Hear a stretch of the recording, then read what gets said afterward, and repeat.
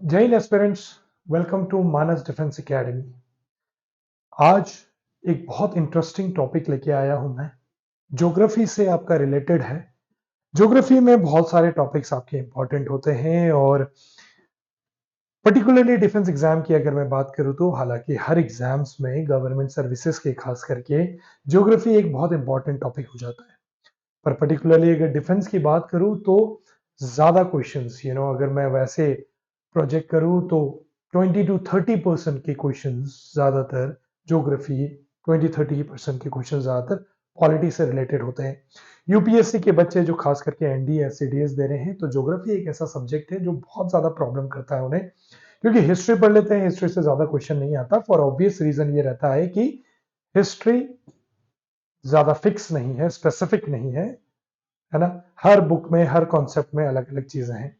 Polity और definitely geography एक ऐसी चीज है जो फिक्स है और जो इंपॉर्टेंट भी है, क्योंकि हिस्ट्री सिर्फ आपको इतिहास के बारे में बताता है, बट ज्योग्राफी और पॉलिटी अभी वर्तमान के बारे में या भविष्य के बारे में भी आपको एक प्रेडिक्शन जरूर देता है।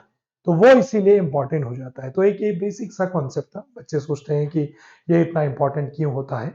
रही बात आपके ज्योग्राफी की, तो ये geography plays a very very vital role, एक सिग्निफिकेंट रोल प्ले करता है। क्वेश्चंस बहुत ज्यादा आते हैं क्योंकि टॉपिक भी बहुत बड़ा है ना।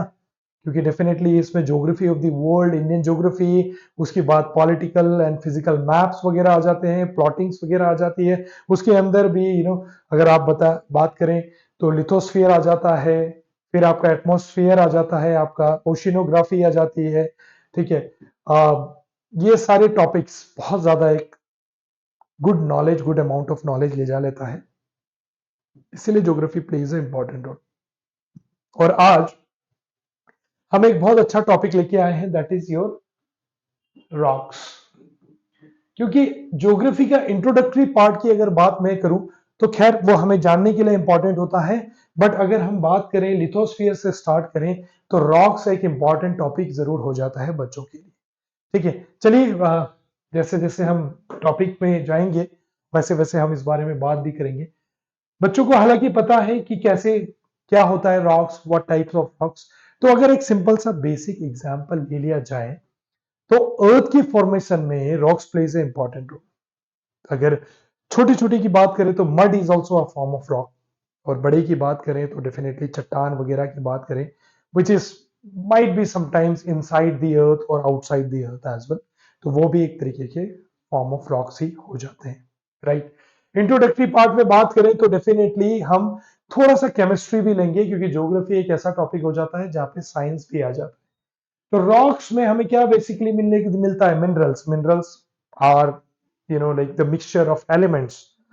एलिमेंट्स और मिक्सचर में क्या, मिनरल्स में क्या फर्क है? कमेंट सेक्शन में बताइएगा। कुछ एलिमेंट्स के नाम दे सकते हैं आप, कुछ मिनरल्स के नाम दे सकते हैं, कमेंट सेक्शन में जरूर बताइएगा। ठीक है जी।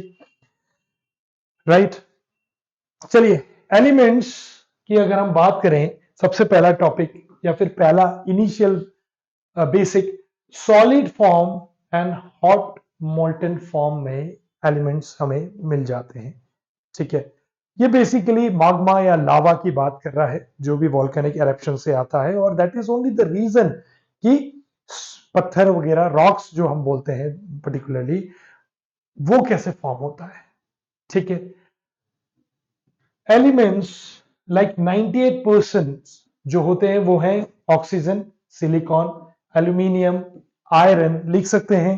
ठीक है। Calcium, sodium, potassium and magnesium, 98%। और 2% जो होते हैं रेस्ट, वो होते हैं titanium, hydrogen, phosphorus, manganese, sulphur, carbon, nickel and other elements ही मिलते हैं। राइट। मिनरल्स की बात करें तो डेफिनेटली अगर हम नेक्स्ट स्लाइड्स में चेक करें, आई होप ये समझ में आ गया होगा। एलिमेंट्स एंड मिनरल्स, ये तो हमने बात कर ली। Mixture of elements will definitely have minerals, और वो चीजें तो आपने केमिस्ट्री में ऑफ कोर्स पढ़ ली होगी। Basic source of all minerals is the hot magma. Hot magma is a basic source of all minerals. ठीक है। कुछ एग्जांपल्स ले लेते हैं। जैसे मेटालिक मिनरल्स की अगर हम बात करें तो वो भी मिलता है हमें स्टोन्स में या फिर रॉक्स में, दैट इज प्रीसियस मेटल्स, जैसे गोल्ड, सिल्वर, प्लैटिनम्स, ठीक है। फेरस मेटल, फेरस एग्जैक्टली क्या वर्ड होता है? Ferrous is iron, right? तो we have this iron content as well and non ferrous metal as well, right? किसी में हो, किसी में नहीं होता। एग्जाम्पल के तौर पे आप देख सकते हैं, आप भी थोड़ा सा काम कीजिए। सिर्फ हम हर चीजें बता दें और स्पून फीडिंग कर दें तो आप पढ़ाई कैसे करेंगे? एग्जाम्पल्स अब आप जब गूगल में चेक करेंगे तो डेफिनेटली आप कुछ तो पढ़ाई करेंगे, राइट? नॉन मेटालिक मिनरल्स की अगर हम बात करें तो sulphur, phosphates and nitrates are the non metallic minerals जो स्टोन्स में अवेलेबल होते हैं या रॉक्स में अवेलेबल होते हैं। Cement is a mixture of non metallic minerals.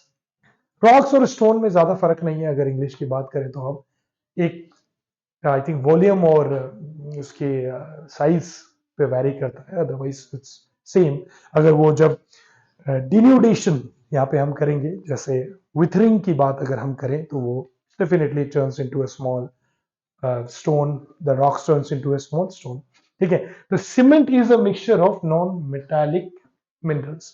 Cement एक अकेला सीमेंट नहीं है, वो मिक्सचर है, राइट?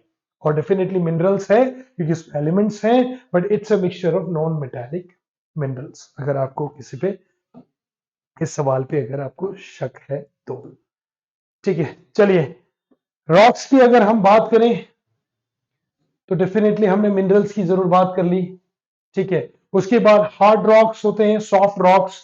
अगर एग्जांपल के तौर पे hard rocks are the granite, soft rocks are soapstones. Black rock, gabbro, white rocks या मिल्की व्हाइट क्वार्ट्जाइट, ठीक है। तो ये सब स्टडी ऑफ रॉक्स है। डेफिनेटली वो तो टाइप्स ऑफ रॉक्स पढ़ने के बाद ही तो पता चलेगा कि किसमें क्या है। ये एग्जांपल्स मैंने बात कर ली, इसको आप डिफरेंशिएट करिए कि इसमें कौन सा इग्नियस है, कौन सा सेडिमेंट्री है और कौन सा मेटामॉर्फिक। यही टाइप ऑफ रॉक होते हैं, राइट? एक इंग्लिश का one word substitution, petrology is a science of rocks. Yes, जो भी स्टडी करते हैं तो पेट्रोलॉजिस्ट अगर हम करें तो जो स्टडी करता है, पेट्रोलॉजिस्ट स्टडी है पेट्रोलॉजी, और जो करता है दैट इज पेट्रोलॉजिस्ट, ठीक है जी। चलिए अब आगे बढ़ते हैं। टाइप्स ऑफ रॉक से पहले कुछ बेसिक बातें कर लेते हैं। कमेंट सेक्शन में बताने की बार बार मैं ये चीजें बताता हूं, आप ये चीजों को इग्नोर कर देते हैं। प्लीज बताइए कि क्या आपको समझ में आ रहा है, क्या नहीं आ रहा है, सही है, गलत है, और जो सवाल हम आपसे पूछते हैं उसका आंसर जरूर दे दीजिए। उससे सबसे इंपॉर्टेंट बेनिफिट ये होता है कि हमें आपका जो भी प्रतिक्रिया है वो मिल जाती है। लाइक्स भी कर लीजिए, शेयर ऑब्वियसली जितना व्यूज बढ़ेगा उससे भी हमें पता चल जाएगा, सब्सक्राइब से भी पता चलेगा और कमेंट सेक्शन से भी।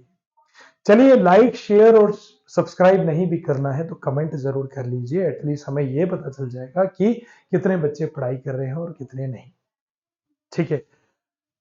एग्जामिनेशन चल रहा है और जो भी ये पढ़ाई की चीजें होती हैं, बड़ी मुश्किलें होती हैं बच्चों को, कौन सा सोर्स अपनाएं, बट आप चेक करिए, सोर्स अपनाने की जरूरत नहीं है।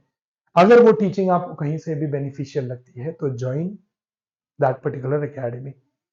तो अगर आपको जितना भी रीच है, ठीक है, उससे जज मत करिए।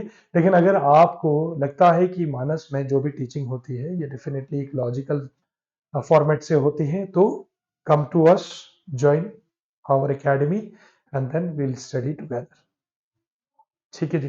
चलिए, धीरे धीरे और बात करेंगे आपके तैयारी पे, चीजों पे। बट टाइप्स ऑफ रॉक्स की बात कर ले तो सबको पता है, इग्नियस, सेडिमेंट्री, मेटामॉर्फिक, ठीक है, एक फॉर्मेट फॉलो करता है। पर क्या सच में एक फॉर्मेट फॉलो करता है? सवाल ये है, आगे बात करेंगे। I teach you this as well with a good figure. Next, सबसे पहले तो बात करेंगे इग्नियस रॉक, जो सबसे पहला फॉर्म होता है, ठीक है। इसका नाम इग्निस, जो लैटिन वर्ड से है जिसका मतलब फायर है। तो इग्नाइट, जो अगर वोकैब की भी बात करें, इग्नाइट है ना, ignited minds, APJ, doctor APJ Abdul Kalam की बुक है, पढ़ लीजिएगा, ठीक है। Wings of fire, ignited minds, ठीक है। तो एक बार पढ़ लीजिएगा, जिन्होंने पढ़ा है बताइए कैसी लगी आपको वो बुक, ठीक है। सो इग्नियस रॉक की अगर हम बात करें तो it's oldest rock on the earth, primary rock है वो। नाउ सी, ये जरूर ध्यान में रखिएगा, ये रॉक लैंड के सतह में भी हो सकता है, ऊपर भी हो सकता है, नीचे भी हो सकता है, ठीक है, क्योंकि ये किससे फॉर्म हुआ है? Form due to the cooling, solidification and crystallisation of hot and molten materials known as magma and lava. Material है, उसमें मिनरल भी है, एलिमेंट भी प्रेजेंट है, राइट, ठीक है। ये बहुत हार्ड रॉक्स हैं और डेफिनेटली इसमें ग्रैन्यूल्स है, ग्रैन्युलर्स, छोटे छोटे, ठीक है। ग्रैन्युलर्स आर वो छोटे छोटे दाने जैसे। सरफेस ऑफ द अर्थ है तो आई थिंक द ग्रैन्युलर्स जो चीजें होती हैं, अगर सरफेस में है तो ये जो ग्रैन्युलर्स की साइजेस हैं और जो सरफेस के नीचे हैं वो वेरी करेंगे, राइट, ठीक है। तो जैसे फॉर एग्जांपल सरफेस से नीचे है तो ये ग्रैन्युलर्स लार्ज हो जाते हैं और सरफेस के जो ऊपर है ये ग्रैन्युलर्स स्मॉल स्मॉल क्वांटिटी में हो जाते हैं, ठीक है। खैर वो इतना इंपॉर्टेंट नहीं है, इंपॉर्टेंट ये है कि what exactly and what is the form of this hard rocks। ये आपने बचपन में खेलते समय भी देखा होगा, सतह में एक थोड़ा खुरदुरापन जरूर रहता है और बहुत हार्ड, ठीक है, और उसमें कोई लेयर्स नहीं है और फॉसिल्स भी नहीं है। तो जब लेयर्स और फॉसिल्स नहीं होते हैं दैट मीन्स परकोलेट, है ना, percolate, that means water cannot percolate inside it। थोड़ा बहुत ऑब्वियसली इट्स नॉट इग्नियस में फुल्ली नहीं, पर बहुत ही कम, ना के बराबर, इम्परवियस, है ना, परकोलेट हो गया। नेक्स्ट करते हैं इम्परवियस, ठीक है। तो और भी अगर कोई वोकैब, पेनिट्रेशंस वगैरह जो भी आप बताना चाहो कमेंट सेक्शन में बताइएगा। परकोलेट हो गया, इम्परवियस, ठीक है। तो परकोलेट मतलब होता है कि ड्रिप बाय ड्रिप उसमें वाटर कंटेंट, और इम्परवियस इज ऑपोजिट होता है। तो this is the एंटोनियम्स of percolate, ठीक है। तो डेफिनेटली इसको कंप्लीटली नो नहीं बोल सकते, फॉसिल्स नहीं है तो पानी का क्वांटिटी डेफिनेटली उसमें जा सकता है हल्का फुल्का, क्योंकि डिन्यूडेशन तो होगा ही ना, it will turn into the sedimentary, right. Next, दो टाइप ऑफ इग्नियस रॉक अभी हमने बात की थी, that is your extrusive and intrusive, ठीक है, इग्नियस रॉक। एग्जाम्पल देख लेते हैं, ठीक है, ये रहा, ये ज्यादातर आपका एग्जाम्पल है इंट्रूसिव का। Let me just widen it.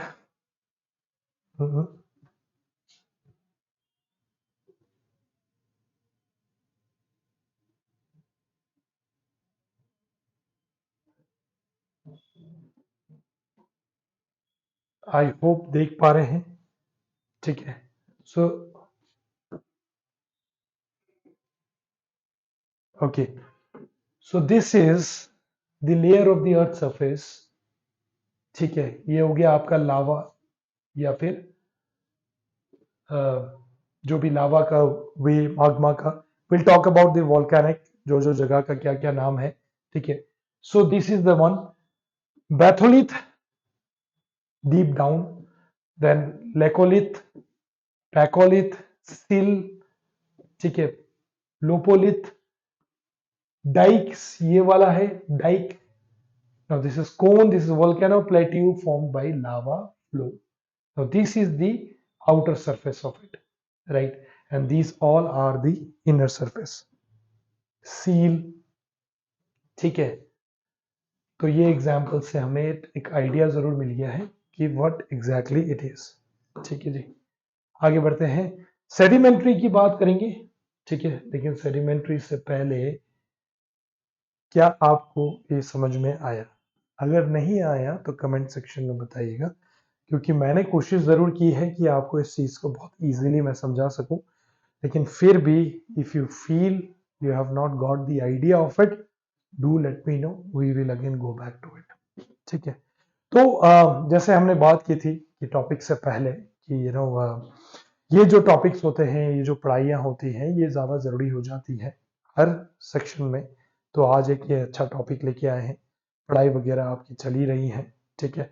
तो that is very important that you need to look that which sector और कौन सा कॉन्सेप्ट आपको इजीली क्लियर हो रहा है, राइट। सेडिमेंट्री रॉक्स, सेडिमेंटम एक लैटिन वर्ड से आया है विच मीन्स सेटलिंग।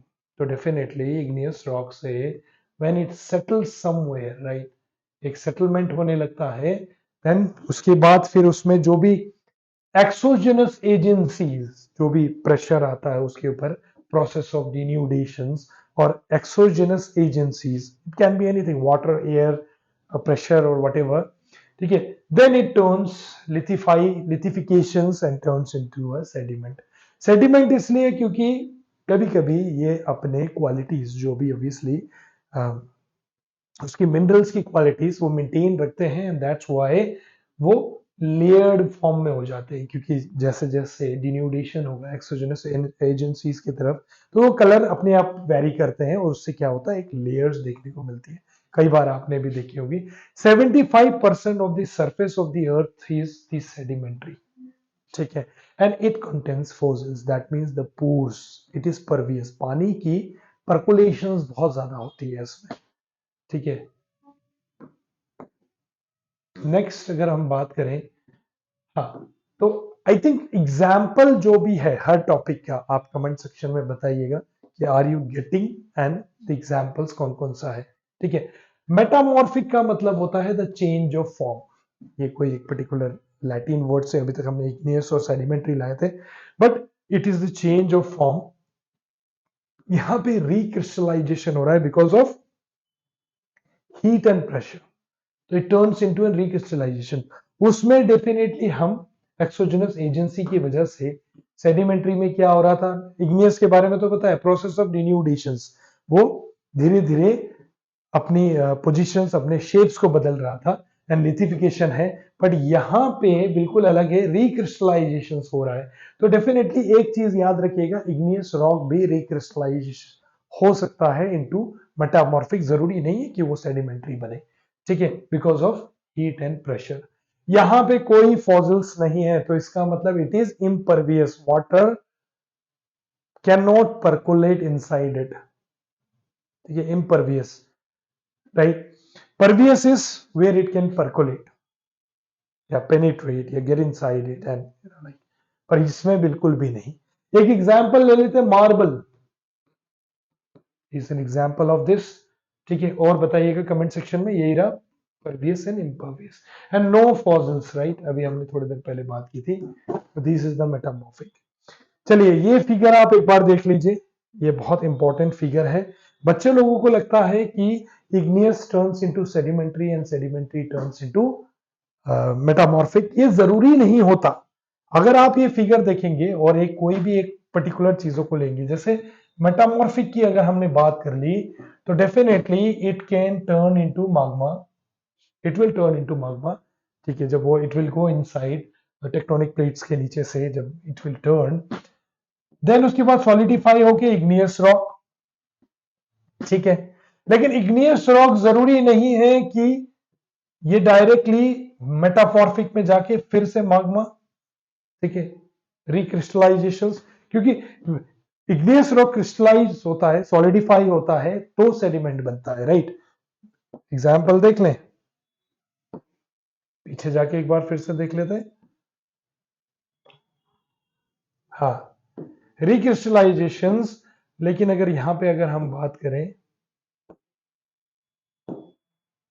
यस, जो लावा है, लावा जब क्रिस्टलाइज होता है इट टर्न्स इनटू अ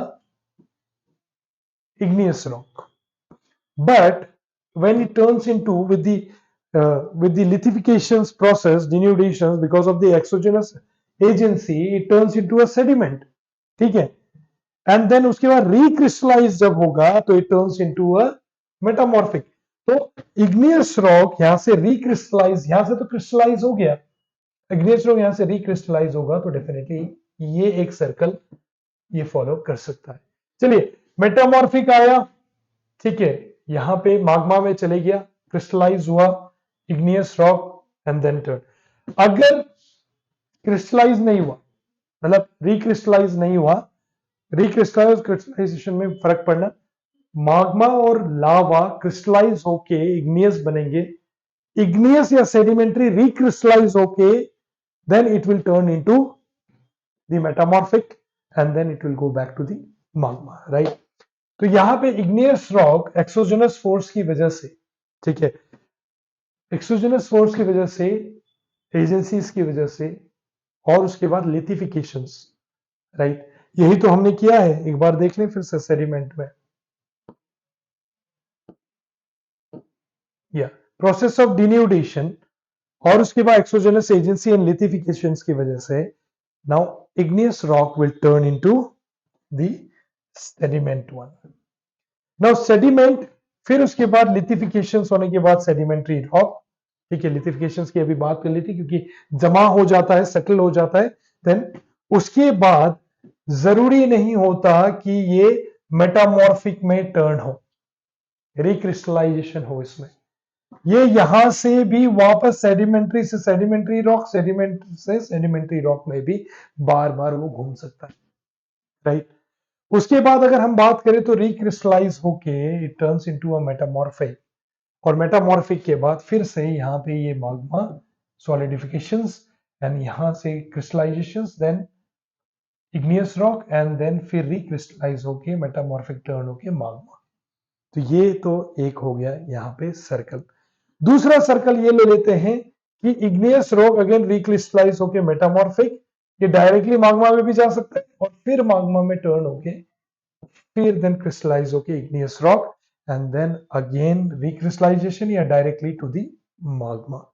एक तो सर्कल ये है। दूसरा ये है कि sedimentary rock need not to recrystallize and go to the metamorphic formation, it can directly go to the melting point and to the magma, ठीक है, and turn into a magma। और एक और फॉर्मेट ये है कि मेटामॉर्फिक यहां पे फिर से लिथिफिकेशन की वजह से, एक्सोजेनस एजेंसी की वजह से, what was that word, denudations की वजह से it can again get into the sediment and then again the sedimentary rock, ठीक है, विथरिंग एंड इरोशंस। एक बार इस चीज को, इस फिगर को सेव कर लीजिए। I hope it is clear, कोशिश करूंगा मैं, तो पूरा रॉक का साइकिल समझ में आ जाएगा, ठीक है जी। चलिए, हाँ, so this was the end of the sessions. So how was the class, how you like it, this is very important, ठीक है। आज एक ज्योग्राफी का बहुत इंपॉर्टेंट टॉपिक हमने फिनिश कर लिया है जो हर एग्जाम्स में आता है, ठीक है।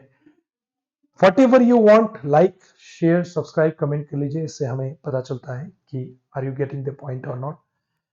टॉपिक्स और भी आते रहेंगे बट एक इंपॉर्टेंट टॉपिक हमने उठाया है इन चीजों को। ऑनलाइन और ऑफलाइन में बहुत फर्क होता है, तो I hope you know the differences.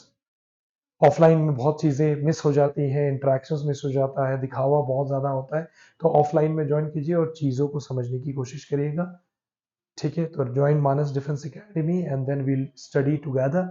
और रही बात what is going to come and how is going to come, तो और भी ऐसी इंटरेस्टिंग वीडियोस हम बताते रहेंगे। I hope the class was fruitful.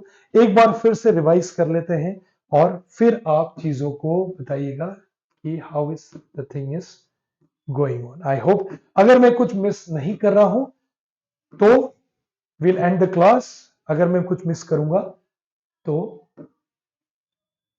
इस फिर से देखने में विल पुट दैट और add on that particular thing, ठीक है। तो इसके बारे में तो हमने बात कर ही ली थी, राइट।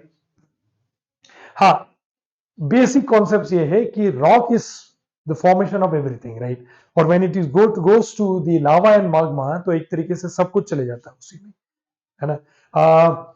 एग्जैक्टली तो नहीं बोलूंगा लेकिन मेटालर्जी भी एक उसी का कॉन्सेप्ट है ना, लकड़ी, पीतल, सोना, लोहा सब आग में, राइट। तो it's a kind of thing. तो लावा हैज एवरीथिंग, ठीक है। ये वाला पॉइंट हमारा उस समय मिस हो गया था। नाउ ये वाला अगर पॉइंट क्लियर करने के बाद ये जो मैं अभी दिखा रहा हूं ये आप सब डेफिनेटली क्लियर हो गए होंगे। आप वापस जा सकते हैं वीडियो में and go and have a look about it. ठीक है, चलो ये डेफिनेटली हमने कवर कर दिया है इग्नियस रॉक का फॉर्मेट। ठीक है, एक्सट्रूसिव एंड इंट्रूसिव, और क्या क्या नाम हमने दिया है when we get some of the rocks in this particular zone, in different particular zone, और फिर उस रॉक्स का नाम क्या है, वो आपका एक्सरसाइज है। आप कमेंट सेक्शन में बताइएगा कि कौन कौन से रॉक्स का क्या क्या नाम है। ठीक है, डायमंड की अगर हम बात करें, hardest form of the carbon, right, तो फिर इसका मतलब कार्बन के फॉर्म है तो कोल। तो एक बार definitely you must know about this, right. या चलिए, सेडिमेंट्री रॉक के बारे में हमने बात कर ही ली है, लिथिफिकेशंस एंड रिक्रिस्टलाइजेशंस। अगर डाउट है तो कमेंट सेक्शन में फिर से बताइएगा, I will clear this particular thing in a very nice manner. ठीक है, तो सिंपल सा कॉन्सेप्ट है, लावा है, क्रिस्टलाइज होगा, इग्नियस रॉक। ठीक है, उसके बाद डिन्यूडेशंस होगा, एक्सोजेनस एजेंसी की वजह से, भारी एजेंसी की वजह से, लिथिफिकेशंस, सेडिमेंट से सेडिमेंट्री रॉक में टर्न होगा।